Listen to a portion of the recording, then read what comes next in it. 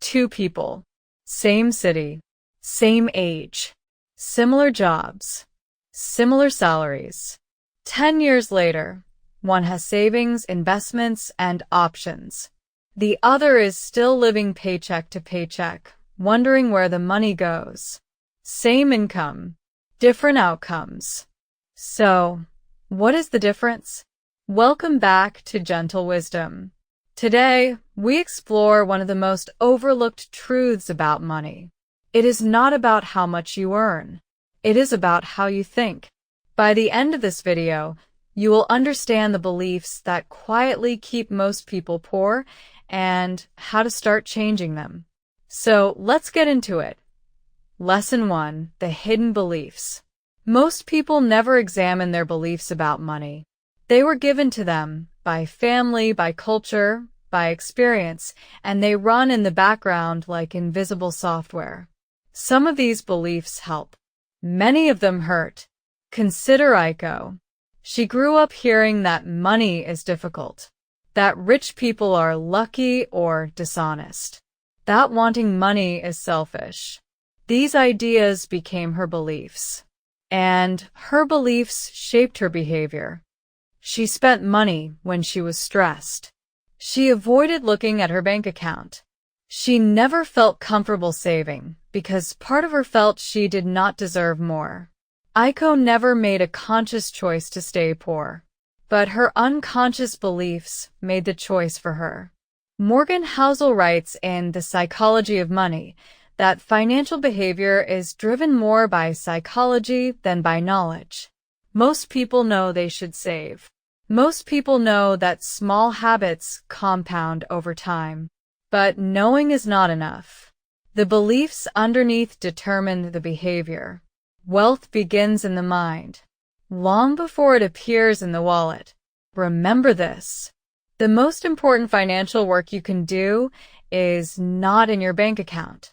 It is in your thinking. Lesson 2: How wealthy thinkers are different. Now, let's go deeper.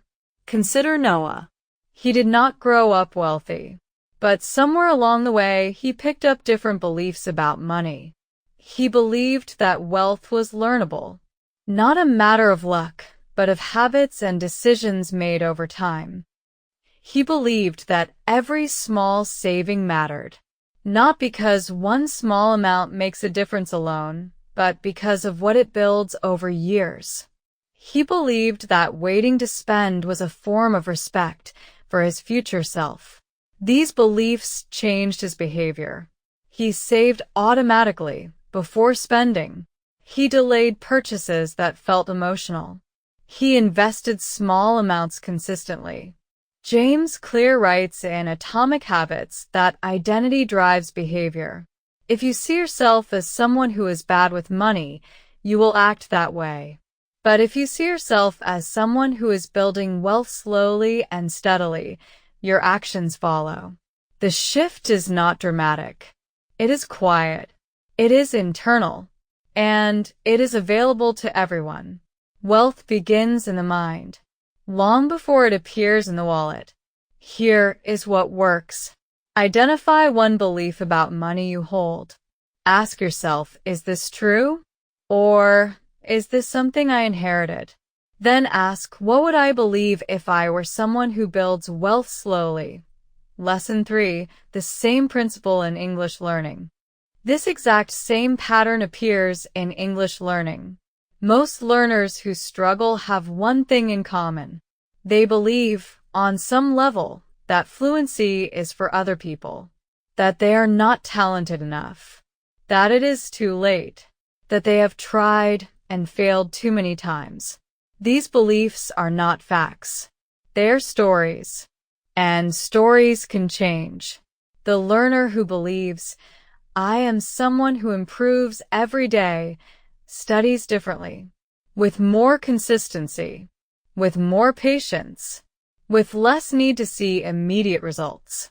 Both the money mindset and the language mindset come down to the same truth. What you believe about yourself quietly determines what is possible for you. Start here. Choose one new belief. About money. About English. about yourself.